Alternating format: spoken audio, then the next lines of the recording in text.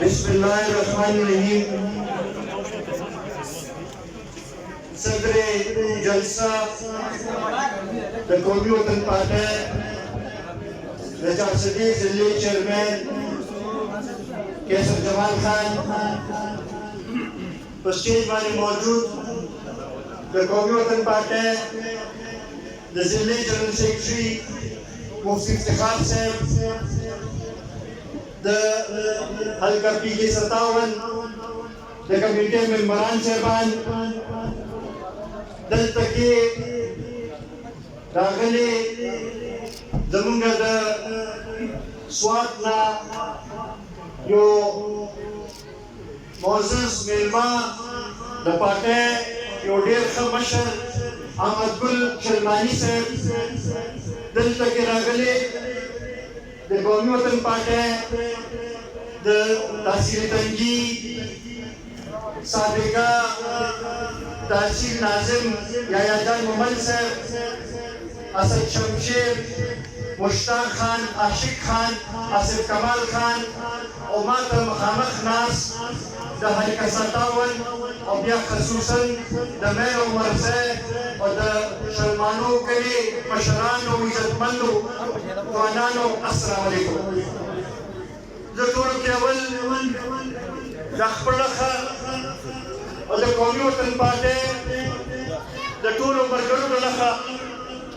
फयाज खान मास्टर साहब और दावी फरजन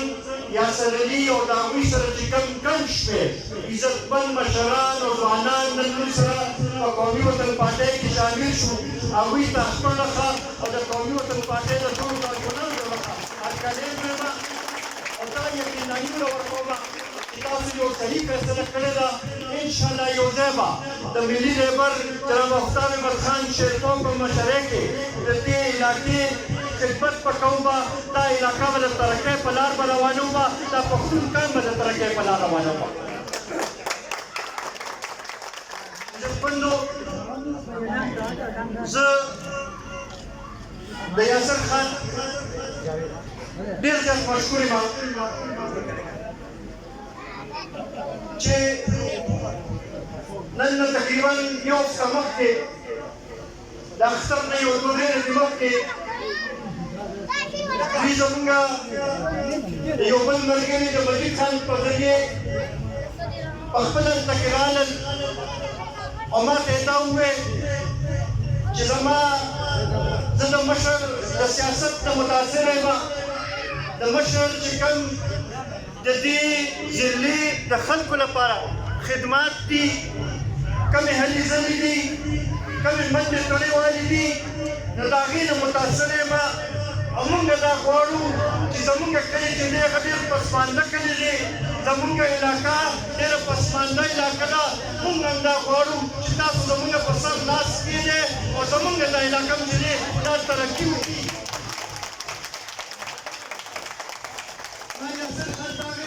तसली वर्करा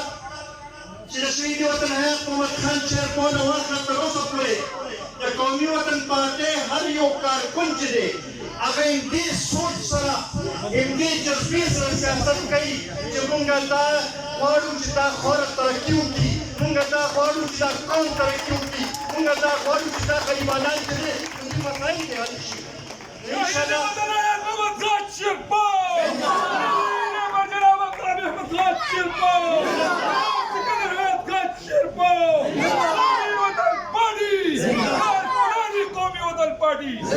इंशाल्लाह अक्सर खान तमामी वक्त हुए औस्ताफ मखाना खबर तबिया में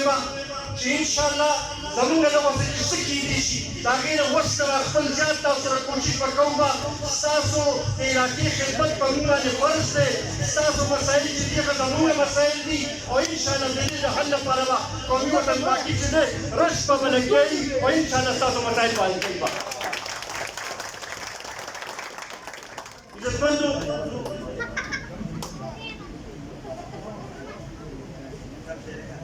de yosoruzo kata sungureno mulki yo siyasiya da mesteka humri moshiri da kam halat che Punjab کې روان دي دا غي اثر چې دی هغه د ملک په معیشت باندې کېږي موږ دا غواړو چې سیاسي استحکام دې راشي او په کار دا ده چې ټولې پاتې دا کم معاشي بحران چې دی دې د قوم ویستل لپاره او د ملک ویستل لپاره چې متفقه طور باندې جدوجہد وکړي بلکې موږ وګورو په یو بل باندې که الزامات نه کوو په یو بل باندې که ګوتې یو بل ته اوچتوو د هغې سره د مسلو حل نه راوځي معاشي مسله د هر چا لپاره یو مشکل دی پکار دا د دې لپاره یو جديدیت وشي دې لپاره یو داسې لایحه جوړ شي چې دا قوم د مشکلو حالاتو نه وځي او د قوم سختي معاف شي چې معاشي استحکام راشي زه ګورم چې بعضې سیاسي پارټۍ چې دي هغه دې چې نه یو سیاسي پیدا کولو کوشش کوي او لګیا دي کله د سریلانکا خبرې کوي کله د نورو ملکونو دغه خبرې مثالونه ورکوي زه هغوی ته دا غواړم چې دې نه دا پته لګي چې ستاسو د قوم سره مینه نشته ستاسو د عوامو سره مینه نشته ستاسو د غریبانو سره مینه نشته کنې نو تاسو ورته دا مثالونه ورکولو په ځای پکار دي چې دا مشورې ورکړې وي او دا یو دغه هم کړې وي چې یاره پکار دي چې ټول یو ځای کینو او د دې مسایلو حل یو ځای مشترکه طور باندې وباسو دغه شان دي وروڼو ما نه مخکې یاسر وروڼو په هغې باندې خبره وکړه مونږ که د پي ډي ایم ایسه جوړ شو نو په دوه اهم موضوعاتو باندې جوړ شو یو دا چې د 2018 الیکشن هغه هر یو کس هرې پارټۍ وي چې هغه ټیک نه وشوي او د دې ګواه زما خیال تاسو ټول یې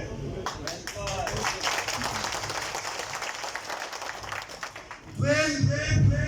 چې هغه کوم سلیکټډ حکومت وجود کې راغی نو هغوی معاشي پالیسۍ او نورې پالیسۍ داسې دومره نااهله وې چې د هغې د وجې نه د قوم په مشکلاتو کې اضافه وشوه نو په دغې حوالې سره موږ د پي ډي ایم ایسه جوړ شو چې پکار دی چې د عوامو ترجماني وشي او قوم د مشکل حالاتو نه وباسل شي نن د موجوده حکومت ته د پاکستان مسلم لیگ نواز حکومت ته د پاکستان پیپلز پارټۍ حکومت ته د جمعیت علماء اسلام فی حکومت ته او د هغوی نور اتحادیانو ته موږ دا وایو چې که موږ د هغې حکومت مخالفت په دې کوو چې د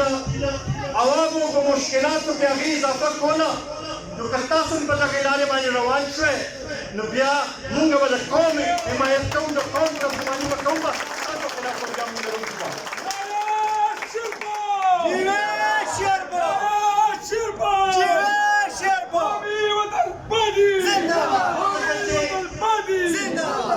دا وطن وي دا ملک وي نو هله به موږ ترقي کولی شو نو دې سوچ سره موږ دې حکومت ته هم دا وایو چې ټیک ده ستاسو درې څلور میاشتې شوي دي خو چې کومې غلطۍ تېر حکومت کړې وې هغه لاره معاف نه ووایه هغه غلطۍ مه کوئ قوم دې وخت کې د ډېرو مشکلو حالاتو سره مخامخ روزانه په بنیاد باندې کرانه کې اضافه کیږي لګیا روزانه په بنیاد باندې ډالر په قیمت کې اضافه کیږي لګیا روزانه په بنیاد باندې د پیسې په قیمتونو کې اضافه کیږي لګیا د هغې اثر په هر یو شي باندې کیږي او نن هر یو کس په خپل ځای هغه دې دغه تیاریان دي چې زه وخت روټۍ به خپل بچونه څنګه را پیدا کوم نو دې مخکې چې دا قوم روزي او بیا د هېچا په لاس کې نه وي کنټرول کې نه وي او دا حالات چې دي دا د انتشار طرف ته لاړ شي د هغې نه مخکې پکار دي چې تاسو داسې اقدامات وکړئ چې د غریبانو په مشکلاتو کې کمی راشي. بیا دغې سره سره چونکې تقریبا د 8 کالو نه د پاکستان تحریک انصاف زموږ په صوبې کې حکومت دی او که موږ وګورو نو یو لحاظ سره که مرکز کې لوی ته دا 4 کاله حکومت پرې وشو نو په هغې کې د خیبر پښتونخوا سیټونه زیات وو. موږ خو دا وایو چې دوی کېدای شي زموږ د صوبې ته به توجه ورکوي خو د بدقسمتۍ نه دوی د خیبر پښتونخوا چې کله د فنډ تقسیم خبر راغلی ده کله د صوبایي حقوقو خبر راغلی ده کله د صوبو له حق ورکولو خبر راغلی ده نو په هغې کې د خیبر پښتونخوا تپوس بیا نه دی کړی. یو خو احمدګل ورور مې خفه کېږي نه د دوی کلیوال دی د دې صوبې وزیر اعلی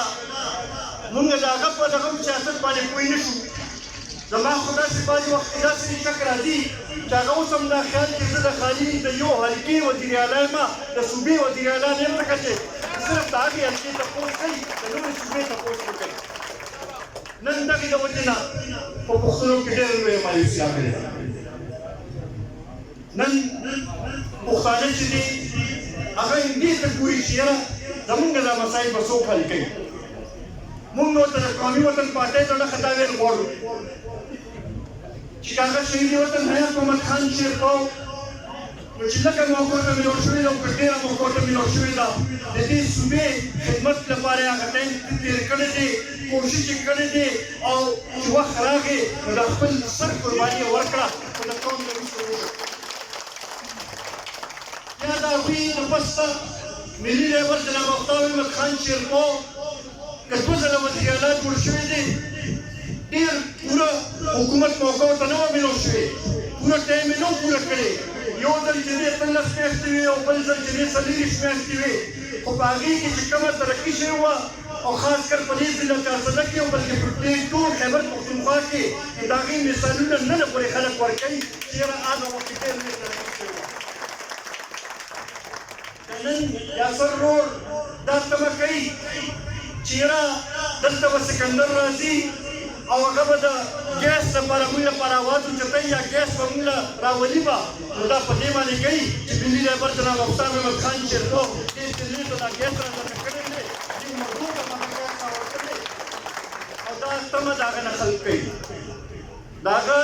ذات سره دا تړلي دی خلک چې دا تمه کوي چې دې دا مسایل حل کولی شي. بیا که د هغې نه پسته که هغه د بجلۍ او د اوبو وزیر پاتې شوي دی او که وزیر داخله پاتې شوي دي نو زما خیال د چترال نه واخله تر د ډي ای خانه پورې د دې صوبې ګوټ ګوټ کې د هغه د لاس کارنامې د هغه خدمات چې دي هغه د چا نه پټ نه دي. پاکستان جناب آفتاب احمد خان شیرپو زنده‌باد سکندر خان شیرپو زنده‌باد کلال قومي وطن پارټي زنده‌باد. نو موږ دې قوم ته دا ویل غواړو چې موږ سره د ملي رهبر جناب آفتاب احمد خان شیرپو په شکل کې یو داسې مشر موجود دی چې هغه د دې صوبې په مسایلو باندې پوهېږي د دې مسایل یې حل کړي دي او انشاءالله که تاسو راپاڅېدئ تاسو د هغه لاس مضبوط کو تاسو هغه له اختیار ورکو انشاءالله هغه به دا صوبه د ترقۍ په لار به روانېږو. دې نورو خو د نوې خیبر پښتونخوا جوړولو هسې دعوه کړې وه اصل کې به که نوې خیبر پښتونخوا جوړېږي به هغه به جناب آفتاب احمد خان شیرپو به جوړوي ملي رهبر جناب آفتاب احمد خان شیرپو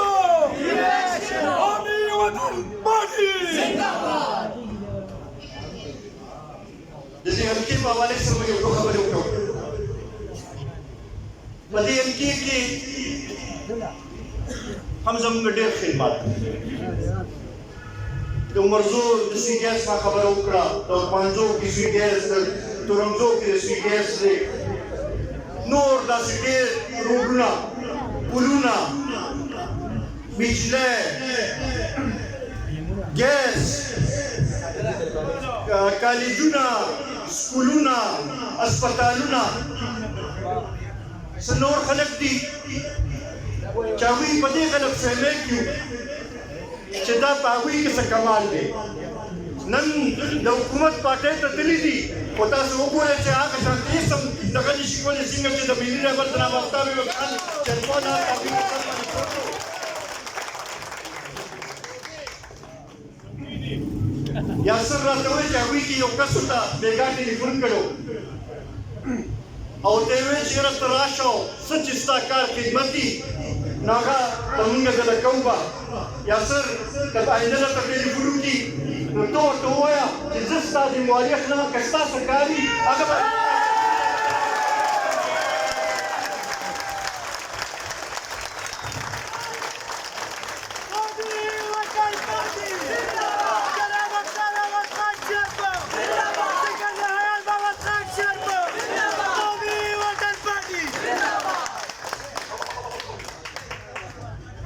عزتمندو زه نور ستاسو ډېر ټایم نه اخلم ډېر په ګڼ تعداد کې تاسو راغلي دا کوم عزت هم چې موږ نه راکړو دا کوم د مینې اظهار هم چې راسره وکړو دا به تر همیشه همیشه موږ یاد ساتو انشاءالله ستاسو زموږ دا ورورولي چې ده دا به په ښه ورورولي وي او انشاءالله د دې علاقې د ترقۍ لپاره به مواد اوچتوو بلکې د ټول خیبر پښتونخوا د ترقۍ لپاره به اواز اوچتوو به او انشاءالله دا خیبر پښتونخوا به د ترقۍ په لار روانه وي زما تقریر دوران کې زموږ صوبایي نایب صدر الحاج محمد هاشم خان صاحب هم راغی هغوی ته هم دلته په راتلو باندې زه هرکلی وایم زه یو ځل بیا د یاسر ورور د فیاض ماسټر صاحب او د هغوی د ټول خاندان د هغوی د ټولو ملګرو د هغوی د ټولو ځوانانو ډېر زیات مشکور یم چې موږ له کوم عزت راکړو انشاءالله دا به همیشه یاد ساتو او انشاءالله که ضرورت راغی نو شهید وطن یاد محمد خان شیرپو په شانتې د خپل سر قرباني به ورکوو به په تاسو نه